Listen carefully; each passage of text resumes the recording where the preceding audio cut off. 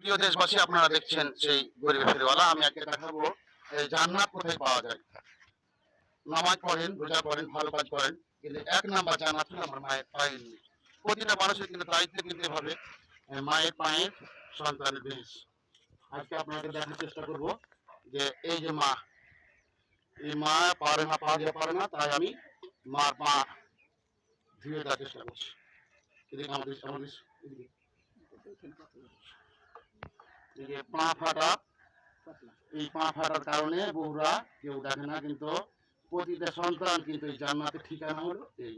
আপনি মায়ের মায়ের নিচে সন্তানের বেহেস, আপনি মাকে এভাবে পা ধুয়ে দিবেন, অবশ্যই অবশ্যই সেই জান্নাতের ঠিকানা আপনি পাবেন। আমি চেষ্টা করি, আমার অর্থ নাই কিন্তু আমার মন আছে।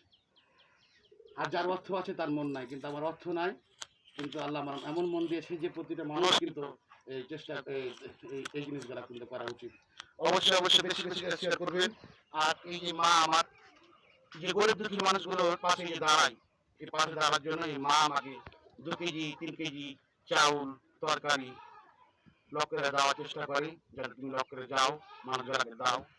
আর এই মা কিন্তু গরিবের দুঃখই কিন্তু বুঝি। আর এই মাকে সাথে নিয়ে কিন্তু আমি দেখার চেষ্টা করি মানুষের, গরিব মানুষগুলোকে। অবশ্যই অবশ্যই বেশি বেশি শেয়ার করবেন, কমেন্ট করবেন। আর প্রতিটা মানুষ কিন্তু জান্নাত এই মায়ের পায়ের নিচে, প্রতিটা সন্তানের জান্নাত। প্রতি সন্তানের মায়ের পায়ের নিচে জান্নাত।